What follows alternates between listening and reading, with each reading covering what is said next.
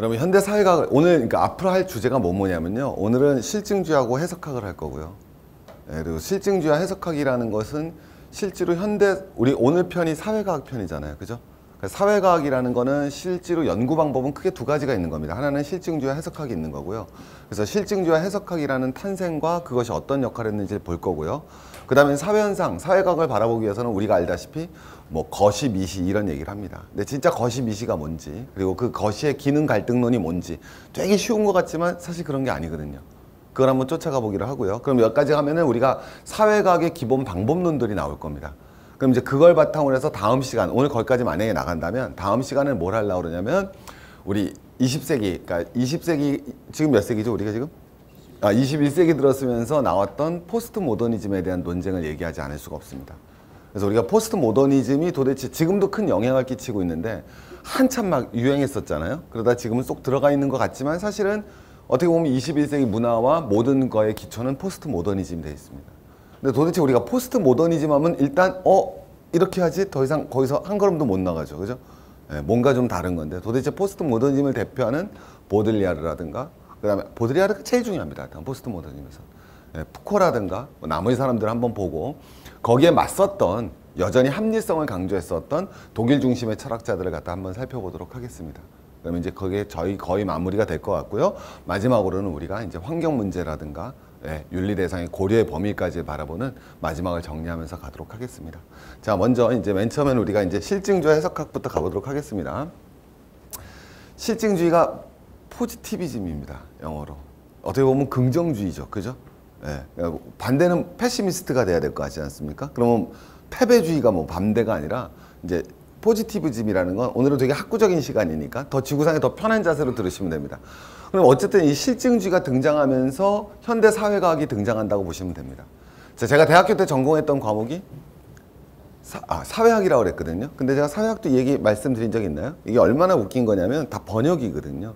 그래서 제가 한번 말씀드렸는데 저희 선생님한테 배운 건데 사회학이란 말이 중국으로 들어갔습니다. 그래서 중국에서 이렇게 왔을 때 맨 처음에는 군집 이론으로 번역이 됐었습니다. 웃기죠. 그러다 이게 일본으로 와서 일본에서 들어오면서 사회학으로 번역되는 거거든요.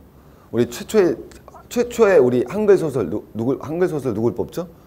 이인직, 혈앤우. 그게 친일파거든요. 걔가 이제 이인직, 혈앤우의 줄거리가 뭡니까?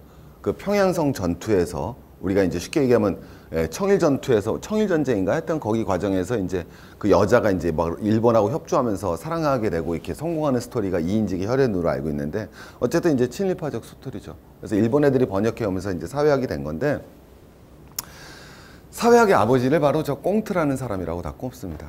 그래서 꽁트가 이제 사회학에서 실증주의를 열었다 그러죠. 근데 오거스트 꽁트가 뭐라고 표현하느냐? 사회학은 기본적으로 세 가지 단계가 있다고 합니다. 하나는 뭐가 되느냐? 맨 처음이 신학적 단계.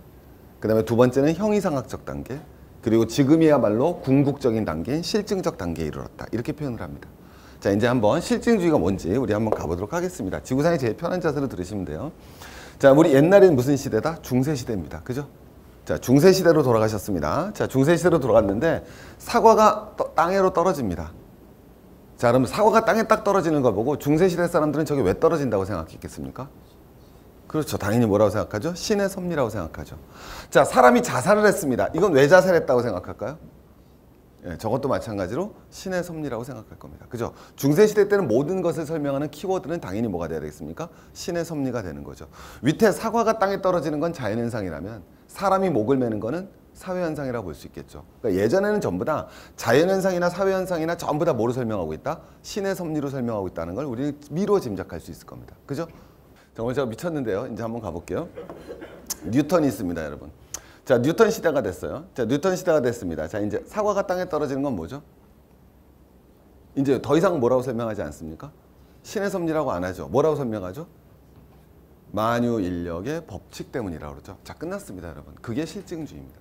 그래서 실증주의의 탄생은 뉴턴부터 시작되는 겁니다. 뉴턴으로부터 모든 책에 보면 파생되어 이런 용어가 나옵니다. 자, 그럼 뉴턴은 뭘 한 거죠? 자, 사과가 땅에 떨어진다는 거는 여러분 보세요. 신의 섭리는 사실이에요, 가치예요? 그렇죠, 가치죠. 오케이? 근데 사과가 땅에 떨어진다는 건 사실입니까, 가치입니까?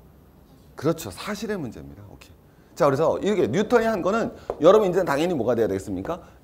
물리학 역학 법칙으로 풀어내는 거죠. 뭐가 돼야 됐습니까? 사과가 땅에 떨어진다는 사실을 뭘 해서요? 실험을 해서 일반 법칙을 증명해내는 겁니다. 그 일반 법칙이 바로 뭐였습니까? 만유인력의 법칙이었죠. 자, 이제 이건 놓으면 위로 떨어지겠습니까? 아래로 떨어지겠습니까?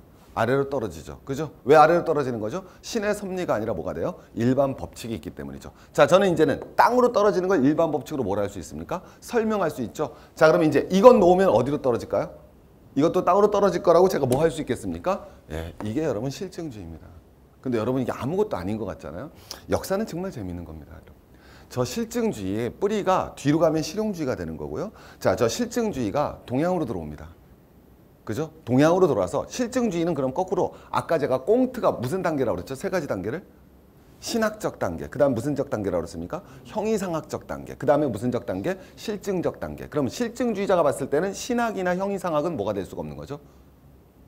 우리 사회과학이나 자연과학이 될 수가 없죠. 그죠? 그래서 과학의 영역, 학문의 대상에서 몰아내기 시작합니다. 이해가시겠습니까? 그러면 그게 그대로 동양으로 돌아왔습니다. 그럼 청나라 때 무슨 학이 되겠습니까? 청나라에 실학이 어디 있어요? 고증학이 되는 거죠. 이해됐습니까? 고자가 무슨 고자입니까? 생각 고자죠. 증은 증명할 증자. 증명되는 생각만 학문의 대상으로 삼겠다는 게 고증학의 프로모터가 됩니다. 그러면 고증학이 배척했다는 학문은 뭐겠습니까? 형이상학이죠. 그럼 그 당시에 형이상학이 뭐가 있겠습니까? 딱 두 가지가 있죠. 하나 성리학, 하나 양명학. 전부 다 뭘 따지고 있습니까? 성리학. 리가 뭐죠? 하늘의 리치를 따지고 있죠. 하늘의 리치는 실증됩니까? 안 됩니까? 안 되죠. 양명학도 기본적으로 뭐가 돼야 됐습니까? 리학입니다, 여러분. 오케이? 그러니까 여러분 뭐예요? 양명학이나 성리학이나 기본적으로 전부 다 부정이 되는 거죠.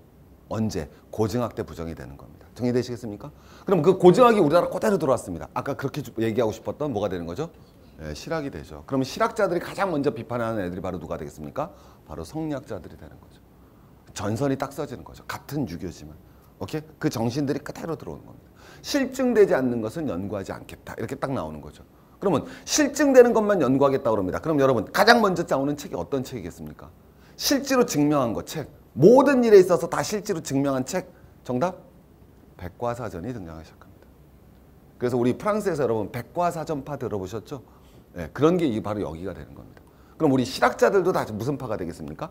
백과사전파가 되는 겁니다. 쉽게 얘기하면. 그래서 제일 대표적인 사람, 정약용 형의 이름 우리 누구죠? 그렇죠. 정약전. 걔가 뭘 썼습니까? 흑산도에서 뭘 썼죠? 자산어보. 물고기에 대한 모든 기록들을 담아냈죠. 그죠? 네, 아주 실증적 서술관이다. 이렇게 표현을 합니다. 자, 이제 다시 돌아가겠습니다. 실증주의라는 건요. 사실을 여기 써있잖아요. 앞에 실험에서 증명한다. 그래서 실증주의입니다. 사실을 실험해서 일반 법칙을 증명해내고 그 일반 법칙으로 뭐가 되겠습니까? 설명하고 뭐 하는 거? 예측해내는 거. 이게 바로 뭐가 되겠습니까? 실증주의죠. 과학의 영역에서 등장했고 처음 자연과학에서 영역에서 등장했습니다. 자, 이제 한번 가보겠습니다. 자, 몇 세기가 됐냐면 자, 이제 그래서 이렇게 나왔어요. 자, 이제는 여러분 뉴턴은 뭐를 갖다가 사과가 땅에 떨어지는 건 뭐로 설명하고 있습니까? 일반 법칙으로 설명하고 있죠. 자, 그러면 이제 아직까지는 사람이 자살하는 건 뭐로 설명하고 있는 거죠? 일반 법칙으로 설명 안 하고 있죠. 그죠? 신의 섭리로 설명하고 있습니다. 자, 이제 그러면 사회과학자들은 뭘 하고 싶었겠습니까?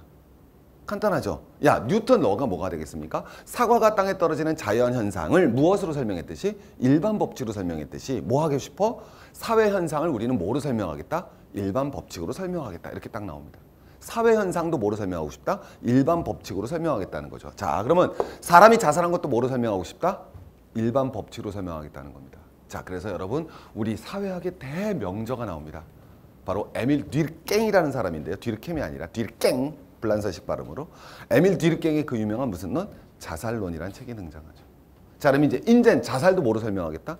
일반 법칙으로 설명하겠다는 거죠. 자, 제가 워킹 더 스트리트, 길을 걸어가다 자살한 사람 봤습니다. 예전에 왜 그런 거죠? 신의 섭리죠. 인제는 아닌 거예요. 우리 아주 간단하게 생각하면 금방 알 수 있습니다.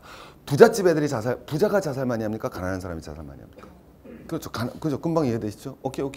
학력이 높은 사람, 낮은 사람. 그죠? 기혼자, 미혼자. 아, 결혼해서 애가 몇 명씩 있는데 어떻게 죽습니까? 그럼 누가 자살하겠어요? 미혼자가 자살하죠. 그러면 요번에 길을 걸어다 누가 자살했습니다. 걔 왜 자살한 거죠? 미혼이고 학력도 낮고 저소득층이라 자살한 겁니다. 금방 설명할 수가 있겠죠. 금방 이해되겠죠? 제가 우리 친구를 딱 보자마자 괜찮아요. 엄청 걱정되겠어요. 걱정되고 두려움에 떨 뿐입니다. 왜? 전 일반 법칙을 가지고 있기 때문에 뭘 할 수 있죠? 설명만 하는 게 아니라 뒤에 나와 있지만 예측할 수 있죠. 위험하군, 불안하군. 지금 주머니 얼마 있으세요? 정답이 딱 나오는 거죠. 그죠? 이해가시겠죠, 여러분? 오케이? 그죠? 기호는커녕 애인조차 없습니다. 알고 봤더니 누님이에요. 정리되셨죠, 여러분? 그러니까 당연히 뭐가 되겠어요? 예측할 수 있죠. 이게 바로 에밀 듀르켐의 자살론입니다. 그래서 여러분, 에밀 듀르켐이 뭘 하느냐? 뭐에 주목했냐면 실제로 에밀 듀르켐이 친구가 우리나라로 치면 지금 통계청장이었습니다. 네, 통계청장이거든요. 통계청장. 그 사람이 없었으면 아마 에밀 듀르켐의 연구가 나오지 못했을 겁니다. 듀르켐이 뭘 해 들어가느냐? 야, 도대체 19세기 중반 보셨지만 유럽 국가들이 있는데 종교별 인구 100만 명에 대한 자살자 수입니다. 그럼 종교별로 자살자 수가 다른 거죠. 그래서 보시면 카톨릭, 유대교, 개신교 있으면 자 100만 명당이니까 누가 자살을 제일 많이 하더라? 그렇죠. 개신교도들이 자살을 많이 하는 거죠. 자, 이제 원래 질문을 한번 들어가 보겠습니다. 자, 우리 어디로 여행 한번 가볼까요? 자, 유럽을 여행 가셨습니다. 자, 유럽은 기본적으로 어떻게 나누는 겁니까? 동서입니까? 남북입니까? 동서로 나누는 건 여러분 2차 세계대전 이후죠. 그죠? 2차 세계대전 이후나 동서로 나누는 거죠. 그죠? 2차 세계대전 되면서 독일이 망하게 갈 것 같으니까. 그죠? 우리 사실 2차 세계대전의 진짜 승전국은 어디입니까? 이게 솔직하게 어디 편드는 게 아니라 러시아라고 얘기해야겠죠. 그죠? 이미 아니에요? 제가 소련. 예. 왜냐면 미군은 나중에 뭐 했어요? 라이언 일병을 구하죠. 그냥 엄청난 일을 한 거예요. 라이언 일병을 구하지만 라이언 일병을 안 구할 수가 없죠. 왜 이거 전부 다 뭐 유럽이 전부 다 무슨 공산화 되게 생겼는데 안 할 수 있습니까? 그래서 이제 우리 노르망디 상륙 작전 피면서 이제 라이언 일병 구하기 시작하는 거죠. 근데 어쨌든 그러면서 독일을 갖다 서쪽과 동쪽으로 나누면서 동독 서독 그러면서 우리가 동부 서구 이렇게 나눠진 거지. 원래는 당연히 남북으로 나눠야죠. 왜? 기후 자체가 다르지 않습니까? 우리 알다시피 여기는 무슨 기후입니까, 여러분? 예, 지중해성 기후죠. 가면 여러분 죽죠. 그죠? 여긴 뭐가? 여기도 진짜 죽죠. 짜증나서. 여기 무슨 기후라고 표현합니까? 북대서양 기후 아니겠습니까? 그래서 여러분 딱 봤는데 뭐냐? 유럽에서 딱 봤더니 북쪽 애들이 자살률이 높더라는 거예요. 통계 자료로. 그럼 왜 북쪽 애들이 자살을 많이 할까라고 했을 때 뭐라고 대답을 했겠습니까?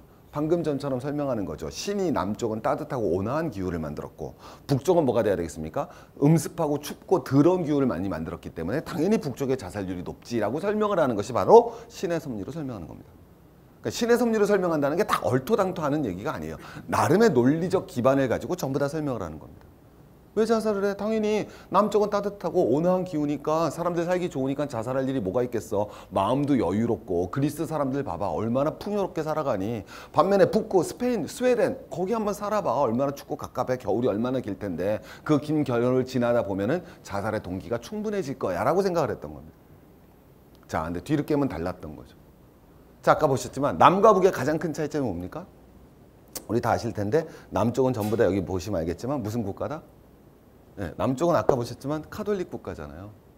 그죠? 이태리, 스페인, 프랑스 전부 다 무슨 국가? 카톨릭 국가죠. 자, 북쪽은 무슨 국가였습니까? 전부 다? 북쪽은 여러분 무슨 국가? 개신교 국가 아니겠습니까? 제가 이제 우스갯소리 학생들한테 강의할 때 맨날 말하는 건데 카톨릭 국가고 이거 루터가 95개조 반박문 붙이고 있는 겁니다. 그죠? 95개조 반박문 붙이죠. 자, 우리 얘네들은 뭐라 그래요? 전통 카톨릭이라고 그러고 얘네들은 뭐라 표현합니까? 개신교라고도 하지만 다르게는 또 뭐라 그러죠? 우리 얘 뭐 했다 여러분? 얘가 뭐 팔아먹었습니까 여러분? 오랜만에 하네. 면접 팔아먹었죠? 면접 팔아먹은 교황 이름 뭐다? 예, 레오? 뒤에가 중요하죠. 10세다 이거죠. 그래서 이 레오 10세가 면접을 팔아먹으니까. 그죠? 여러분 누가 열받아갖고 루터가 열받아갖고 반박문을 갖다 붙입니다. 그러면 여러분 뭐 한다? 개겼죠. 그래서 개기달 뭐라 그런다? 프로테스트. 개기는 새끼, 프로테스탄트, 개기는 새끼들, 프로테스탄츠. 그래서 쟤네들 우리는 뭐라 표현한다? 프로테스탄츠라고 표현하죠. 그래서 이제 프로테스탄츠들, 개신교들이 있는데 듀르켐이 바로 여기에 주목했던 거죠. 그래서 앞에 조사를 해봤더니 이런 결과가 나오더라는 거예요. 자, 이 결과는 뭐였었느냐? 딱 바라봤더니 무슨 소리야. 날씨와 기후와는 자살률하고는 통계처리상 아무런 상관관계가 없더라는 거죠. 춥다고 자살하는 것이 아니더라는 거예요. 그럼 자살과 상관관계가 가장 큰 것은 무엇이었다? 여기 나오다시피 뭐였다? 종교였다는 겁니다. 그래서 어떤 종교를 믿느냐에 따라서 자살률이 변하더라는 거죠. 자살률이 가장 높았던 종교는 뭘까요? 저 당시에 자살률이 가장 높았던 종교. 신 선생님, 자살률이 제일 높았던 종교? 무교예요, 무교. 네. 그래서 어떤 종교보다도 자살률이 제일 높았던 게 무교입니다. 이해되시겠죠? 그러면 종교 뭐였어요, 선생님? 무교죠. 이게 정말 저 오늘 잠이 안 올 것 같습니다. 저는 정말 잠이 안 올 듯한. 저희 예측은 빈틈이 없죠. 이게 되는 거예요. 그래서 얘가 뭐라 표현하느냐면 여러분 실제로 그렇지 않습니까? 여러분 우리 개신교의 모토가 뭐였습니까? 루터가 95개 좀 반복문 쳤을 때 가장 중요한 게 뭐였습니까? 루터가 했던 일 중에 더 무서웠던 거 우리 이제 다 아시잖아요. 제가 예전에 아니라 뭐 했었다? 성경책을 직접 뭘 했다? 네, 번역을 했다는 거죠. 독일어로. 그래서 여러분 독일어로 직접 번역을 하니까 뭐 할 수가 있습니까? 교회 갈 필요가 없죠. 그죠? 내가 직접 집에서 성경책만 있으면 나는 누구한테 갈 수 있다? 하느님한테 갈 수 있다는 거죠. 자, 이걸 네 글자로 바꾸면 뭐가 되겠습니까? 개인주의죠. 교회 갈 필요가 없다는 거 아니겠습니까? 그죠? 그러니까 여러분 사제들은 돌아버리죠. 야 무슨 소리야? 나한테 와야지. 니네가 성경책을 어떻게 읽어? 하느님 말씀인 나의 말을 갖다가 뭐가 되겠습니까? 내가 읽어줄 테니까 모여라가 되죠. 그래서 여러분 카톨릭은 기본적으로 무슨 체주의다? 공동체주의적 성격이 지금도 강하죠. 저도 세례명이 있습니다. 세례명 계신 분 계시나요 여기? 왜 이러세요? 왜 치사하게? 저의 세례명은 여러분 대건 안드레아입니다. 진짜로 대건 안드레. 물론 안 나간 지는 무척 오래됐습니다만은. 자, 어쨌든 대건 안드레아인데 여러분 갑자기 오늘 생명 연장의 꿈을 위해서도 가야 될 것 같습니다. 근데 대건 안드레아인데 뭐냐? 우리 카톨릭 가면 전부 다 뭐라 그래요? 공동체주의라고 그러죠. 그죠? 공동체 성사 이렇게 표현을 합니다. 그래서 카톨릭은 기본적으로 공동체주의인데 자, 우리 개신교는 뭐가 되겠습니까? 기본적으로 개인주의에 출발한다는 거죠. 자, 공동체주의가 되니까 기본적으로 뭐가 높겠습니까? 당연히 공동체주의니까 결속력이 높겠죠. 그죠? 그러면 결속력이 높으니까 뭐가 낮아지겠습니까? 자살률이 낮아지더라. 이렇게 되는 겁니다. 거꾸로 개신교는 무슨 주의가 됐습니까? 결속력이 뭐예요? 낮아지니까. 거꾸로 뭐가 높아지더라? 자살률이 높아지더라는 일반 법칙을 발견한 거죠. 즉 우리가 이렇게 표현합니다. 인과관계를 찾아낸 겁니다. 그 원인을 우리는 앞으로 뭐라 표현합니까? 독립변수라고 표현하고요. 결과를 뭐라고 표현합니까? 종속변수라고 그러죠. 그래서 독립변수와 종속변수의 상관관계를 가지는 일반 법칙을 만들음으로써 그 일반 법칙으로 모든 사회 현상을 설명하고자 하는 것, 이게 바로 실증주의 본질입니다.